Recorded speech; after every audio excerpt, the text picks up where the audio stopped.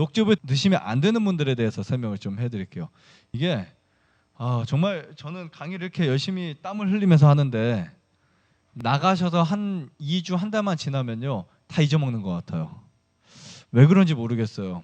한 6개월 동안 3개월 동안 열심히 지루하게 강의를 듣는 분들도 나가면 다 까먹어요. 맞죠? 그런 경우들이 정말 많아요. 그래서 그 중에 정말 안타까운 게 뭐냐면 차라리 나가서 먹고 싶은 거 실컷 먹고 나빠지면 뭐 손해 볼 게 없잖아요. 아닌가? 아니죠. 그래 손해 보는 거죠. 아무튼 그래도 그런데 먹고 싶은 것을 여기서 나가서 더 안 먹고 더 절제하고 더 막 이렇게 고생하면서 건강 망가지면 너무 억울하지 않을까요? 이제 이 생활이 오래 되다 보면 당근즙을 마실까?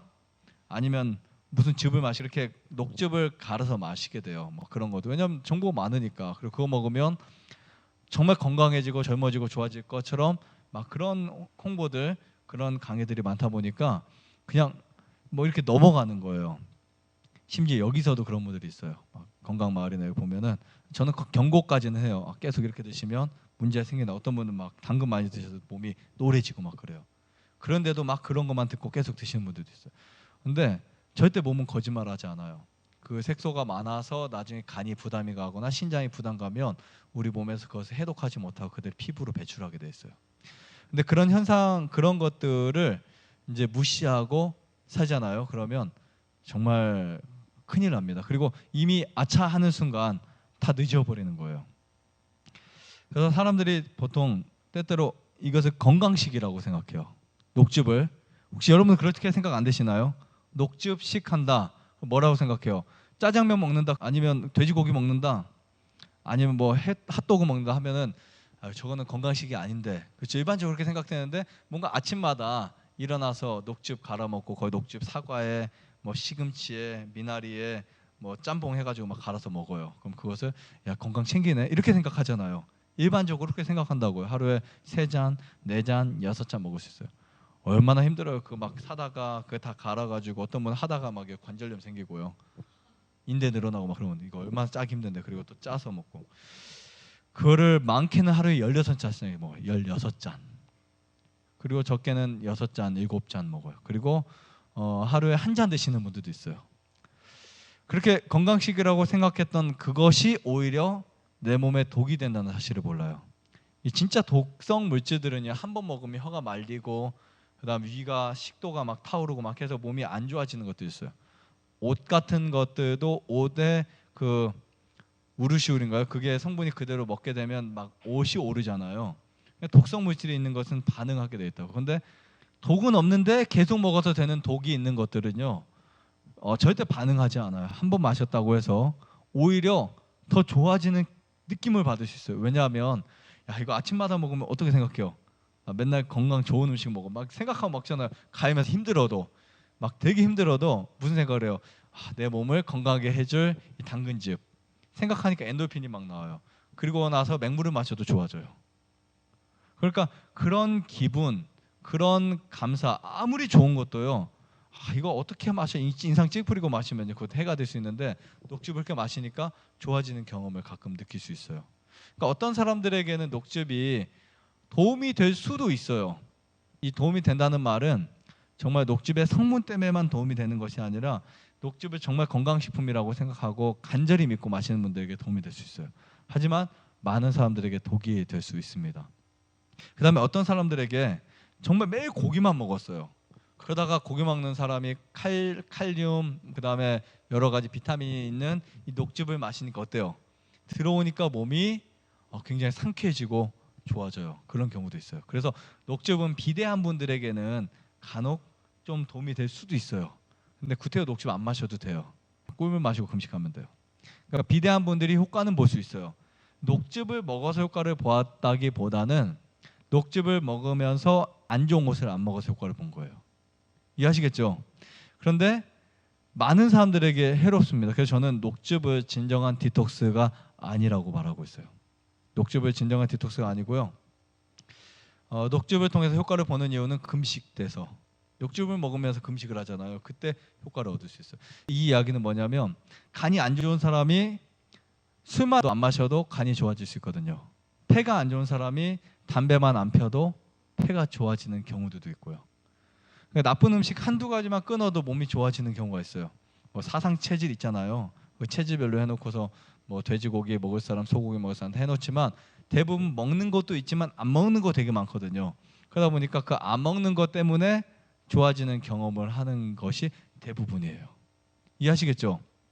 네. 어떤 분 돼지고기 안 먹어서 좋아지는 분, 소고기 안 먹어서 좋아지는 분, 어떤 분 햄버거 안 먹어서 좋아지는 분, 이런 분들이 있는 거예요. 녹즙이 똑같은 원리예요. 녹즙을 해서 좋아지기보다는 비대한 분들이 녹즙을 할 때 뭐를 안 먹을까요?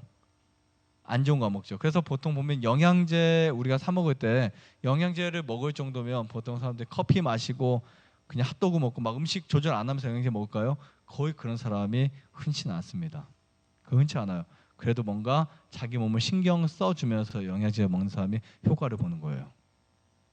자, 어떤 사람이 녹즙을 피해야 되냐면 첫 번째, 물론 저는 다 안 드셨으면 좋겠어요. 하지만 뭐 한두 잔씩 드시는 거 혹시 나는 녹즙이 맛이 궁금하다 그 정도 드셔도 뭐 건강에 큰 문제 없으니까. 그리고 뭐 가끔 한 잔씩 짜서 먹는 거 괜찮아요. 그런데 매일 365일 한 달, 두 달 계속 드시지 마세요. 녹즙 자체가 막 독약이다 이런 말 하는 게 아니에요. 잘못해서 녹즙으로 몸을 망가뜨릴 수 있는 확률이 정말 높습니다. 그리고 디톡스를 할 때 그때야 녹즙으로 할 이유가 전혀 없어요. 힘들죠. 비싸죠. 짜게 막 힘들고 막 그거 할 필요 전혀 없습니다. 녹즙 하지 말고 꿀물, 소금이면 충분해요.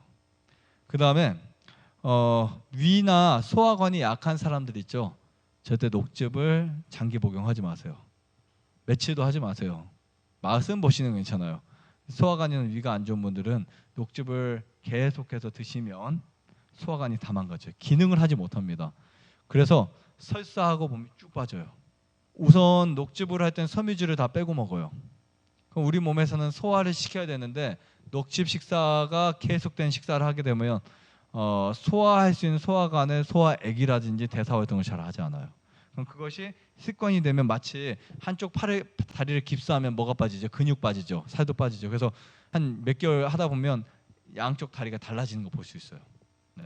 그런데 보통 그럼 이렇게 말할 수 있어요. 그러면 밥은 밥대로 먹고 녹즙은 녹즙대로 마시면 어떠냐? 라고 하시는 분도 있어요. 최악일 수 있어요. 왜냐하면 음식이 뱃속에서 썩어버릴 수 있어요. 그러면 썩으면 가스가 발생해요. 네, 신장과 간이 망가져요. 자, 두 번째, 영양이 부족한 사람들 녹즙 드시면 안 됩니다. 영양이 부족하면 밥 먹어야 돼요. 이해하시겠죠? 영양이 부족한 밥 먹어야 돼요. 그러니까 녹즙을 먹는다는 것은 섬유질도 빼고 이것도 빼고 그 안에 있는 중요하다고 생각하는 것만 잔뜩 먹는 거예요. 근데 진짜 우리 몸에 필요한 것은 섬유질도 필요하고요. 그 다음에 뭐 골고루 필요해요. 그것을 현미밥 통째로 먹는 거, 아니면 통밀을 먹는 거, 이게 정말 중요합니다. 그래서 어떤 음식의 일부분을 빼서 먹는 거 절대 도움이 되지 않아요. 처음에 조금 도움될 수 있어요. 비타민이 너무 없어요. 그럼 비타민 뭐 복용을 하거나 아니면 레몬 좀 드시거나 뭐 이렇게 드시면 순간적으로 좋아질 수 있지만 결국에는 매일 하는 식사가 여러분들에게 약이 될 수 있어요. 자, 그 다음에 신장이 안 좋은 분들 드시면 안 됩니다. 신장이 안 좋을 때 계속 먹잖아요. 신장에서 그것을 해독을 못해요. 혈액을 걸러내는데 문제가 생겨요. 그 다음에 간이 안 좋은 분들도 드시지 마세요. 우리가 어떤 음식을 먹든지 간에 그 음식을 간에서 해독을 해요. 여러분들의 간은 소중해요. 이해하시겠죠? 네, 여러분들의 간은 소중하기 때문에 이 간이 해독작용을 하는 데 있어서 정말 좀 도움을 주셔야 돼요. 너무 부대끼고 있어요. 색소도 해독해야 되지, 그 다음에 중금속도 해독해야 되지, 심지어 우리 몸속에서 나온 호르몬들도 해독을 해야 돼요. 히스타민도 해독해야 되지. 하다 보면 간이 하는 일이 거의 500가지 이상을 합니다. 500가지 이상. 500가지 이상을 간이 해요.